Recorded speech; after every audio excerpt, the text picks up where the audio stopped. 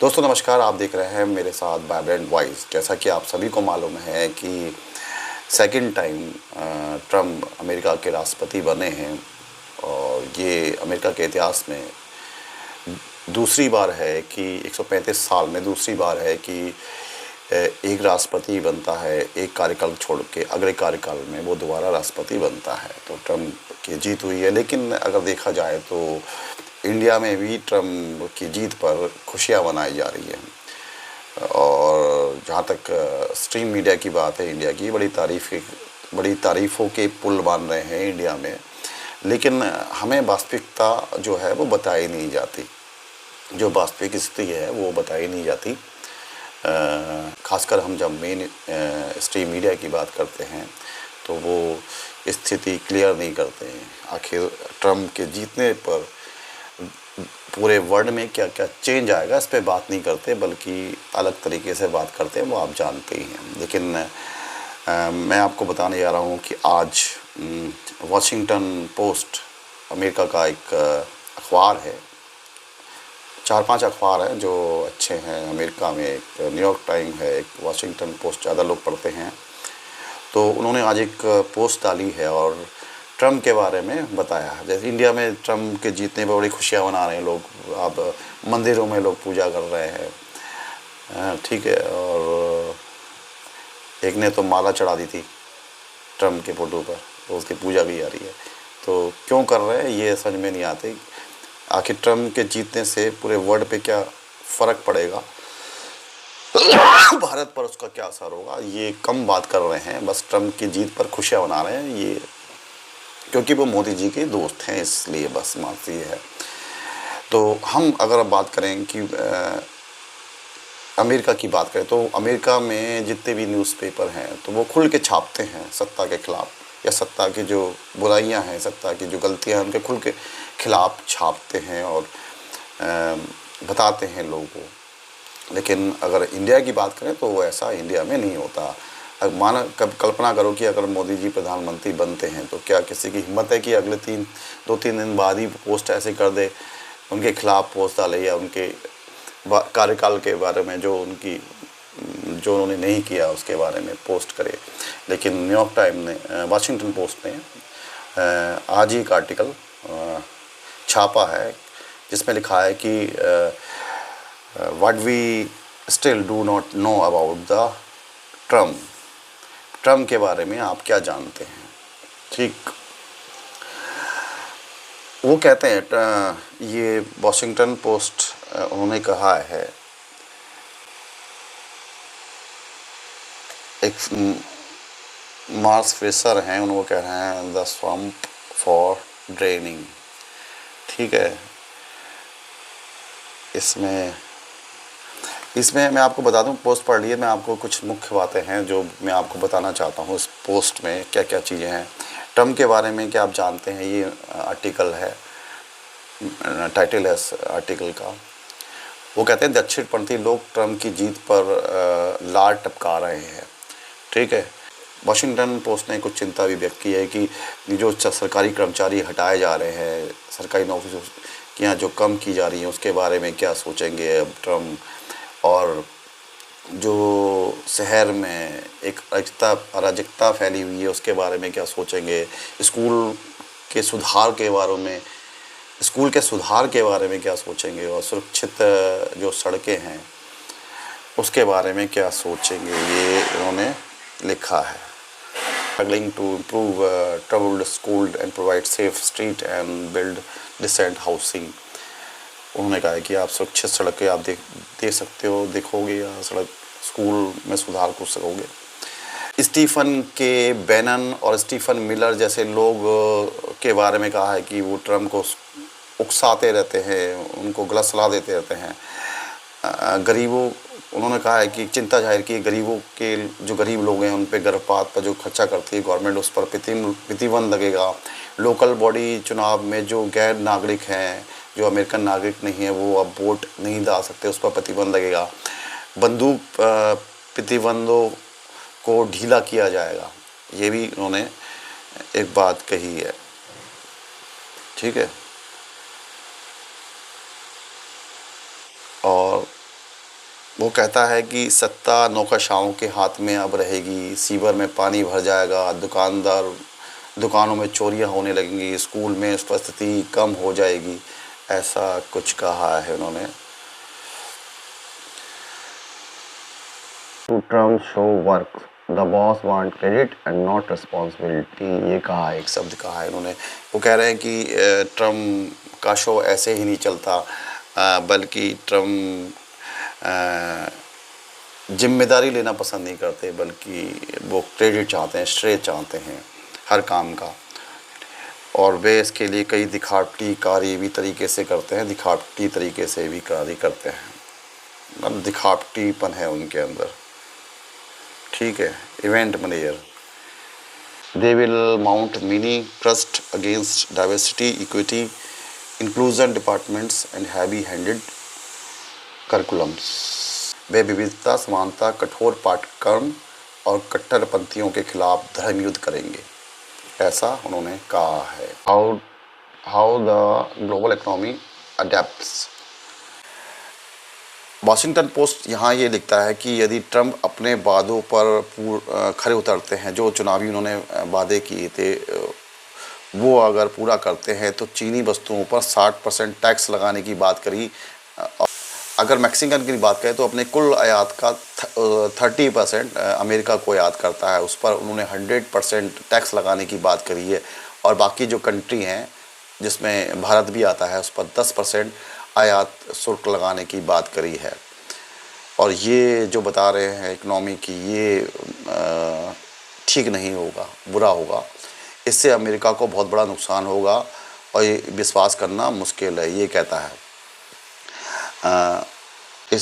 इससे उन्होंने एक चिंता जाहिर की कि जो आयात चीज़ों के उछाल के कारण मुद्रास्फीति बढ़ेगी। जैसे आयात कम करेंगे तो इससे डिमांड तेज़ी से बढ़ेगी, सप्लाई कम होगी, सप्लाई पर फ़र्क पड़ेगा। और कहा जा रहा है कि इससे मुद्रास्फीति बढ़ेगी, डॉलर का रेट बढ़ेगा और जिससे नुकसान होगा निर्यात को। इससे निर्यात पर भी फ़र्क पड़ेगा अमेरिका के, क्योंकि अन्य देश जो है वो भी जवाबी कार्रवाई करेंगे अगर ऐसा कुछ किया गया। नौकरियां ख़त्म हो जाएंगी अमेरिका में, ये भी बात कही गई है। एक Peterson Institute for International Economic ने कहा है कि अगर ट्रम्प ऐसा करते हैं तो $1 ट्रिलियन का अमेरिका को नुकसान हो सकता है। साथ में वो कह रहे हैं कि ट्रम्प अपनी गलतियों को छुपा सकते हैं, क्योंकि टैरिफ उनका एक फेवरेट विषय है। यदि वे संरक्षणवादी नीतियों को लागू करते हैं तो कई देशों को भारी नुकसान होगा, जैसे कंबोडिया जो अपने कुल निर्यात का 44% अमेरिका को निर्यात करता है। और जहाँ तक आयात की बात करें तो 2000 में जहाँ 19.6% अमेरिका आयात करता था, वहीं अब जो परसेंटेज है वो 13.5% रह गई है। ठीक है, ये भी कहा गया है, जो गिरावट देखी गई है आयात में।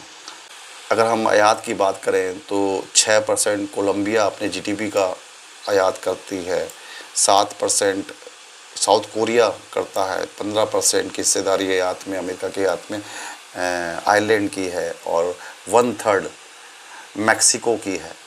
ये बात कर रहा है। अगर आयात पर टैरिफ लगाएंगे ट्रम्प तो इन देशों पर भारी दबाव बनेगा।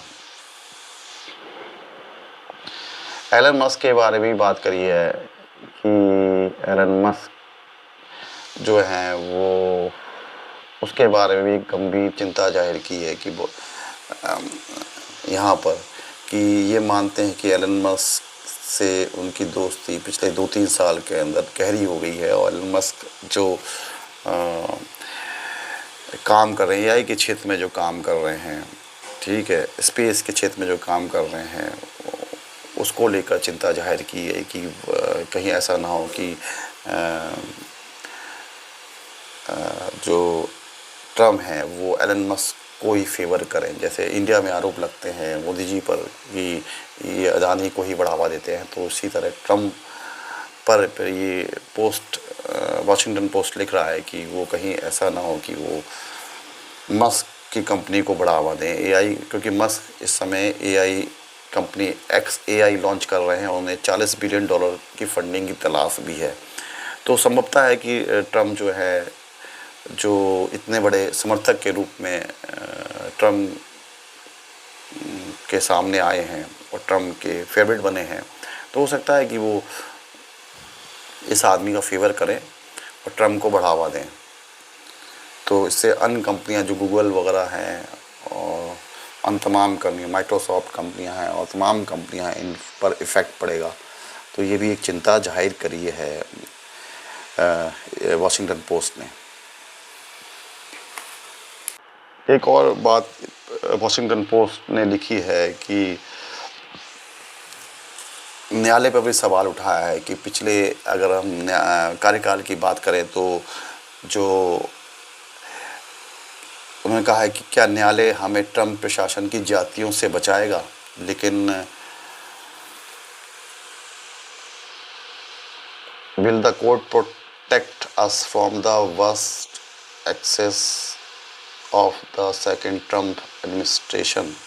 तो वो कहते हैं कि न्यायालय हमें क्या ट्रम्प प्रशासन की ज्यादतियों से बचाएगा, लेकिन बोला है कि अगर ट्रम्प जो है वो पिछले कार्यकाल की तरह कहीं न्यायालय की आदेशों की अवहेलना कर सकते हैं। ये भी उन्होंने कहा है। तमाम क्वेश्चन उठाए हैं कोर्ट पर भी। ठीक है, ये भी ये सवाल, जैसे इंडिया में आप बात करें, चंचोड़ की बात करें, तो अभी कई सोशल मीडिया प्लेटफॉर्म पर चंचोड़ की बुराई की गई थी कि वो सरकार की नीतियों को फेवर करते हैं, सरकार के। तो ऐसी चीज़ें वहाँ भी चल रही हैं। ऐसा नहीं है कि इंडिया में बातें होती हैं, वहाँ भी ये बातें चल रही हैं। न्यायालय को लेकर भी डाउट पैदा किया है वॉशिंगटन पोस्ट ने।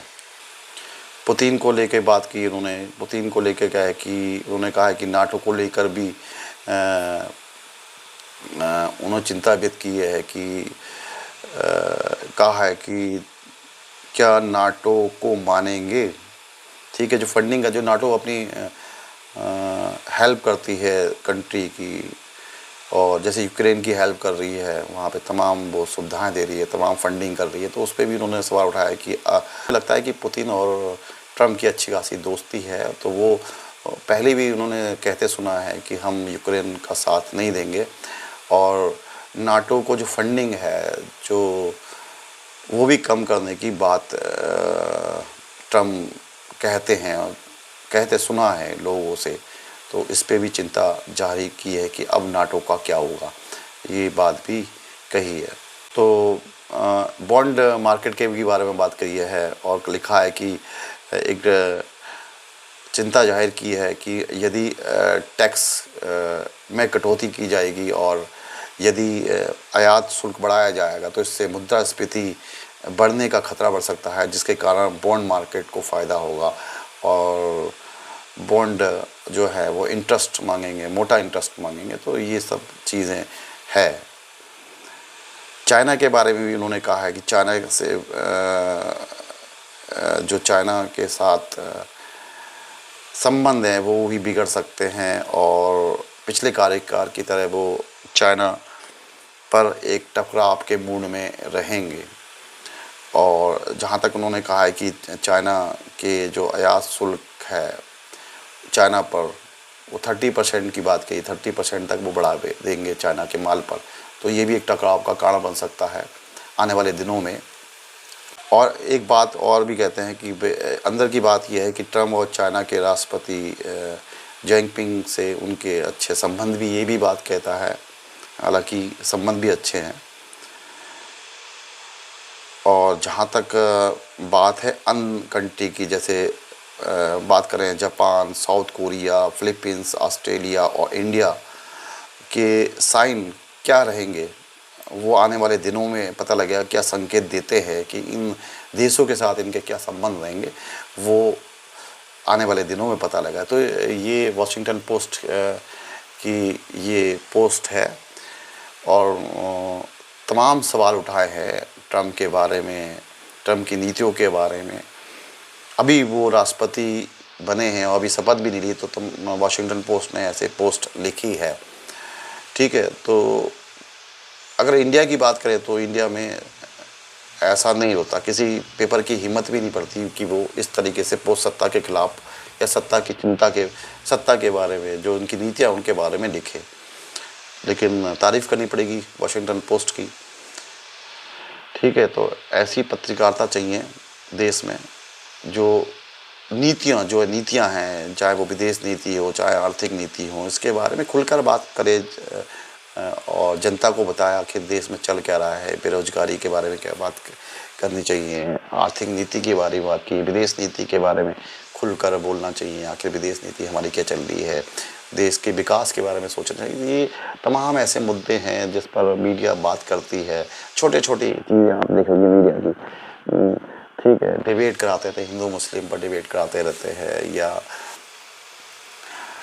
ऐसी चीज़ें जो किसी का मर्डर हो गया उस पर घंटों चला रहे हैं, ठीक है, पूरे दिन चला रहे हैं, चाहे 3-3 दिन 4 दिन चल रही है। तो ये सब चीज़ें हैं नहीं। मैं अगर हम इंटरनेशनल मीडिया की बात करें तो बहुत खुलकर बोलते हैं और अपना पक्ष रखते हैं, जो चीज़ होती है उसको सामने लाते हैं, जनता के जो फैक्ट होते हैं उसको लाते हैं। तो शायद हमारी कंट्री को भी, अखबारों को भी ये सुधरना चाहिए और स्ट्रीम मीडिया को भी ये देखना चाहिए कि वो फैक्ट लेकर आए।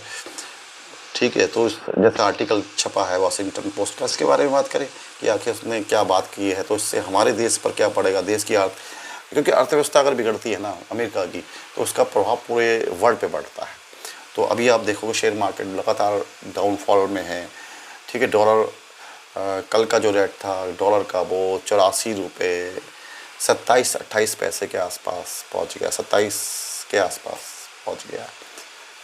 ठीक है, तो डॉलर भी लगातार बढ़ रहा है, रेट बढ़ रहा है। तो इससे हमारे आने वाले दिनों में क्या प्रभाव पड़ेगा, और अमेरिका की जो नीतियां हैं, इकोनॉमिक नीतियां हैं, उससे भी पूरे वर्ल्ड को प्रभाव पड़ता है। अगर उसने 10% टैक्स लगाने की बात की है इंडिया के आयात पर, तो ये चिंता का विषय, इस पर उछलना नहीं चाहिए, तो सोचना चाहिए कि आखिर आने वाले दिनों में देखते हैं क्या होता है, और आपको नए नए विषय लाएंगे। आप देखते रहिए हमारे साथ वाइब्रेंट वॉइस। धन्यवाद।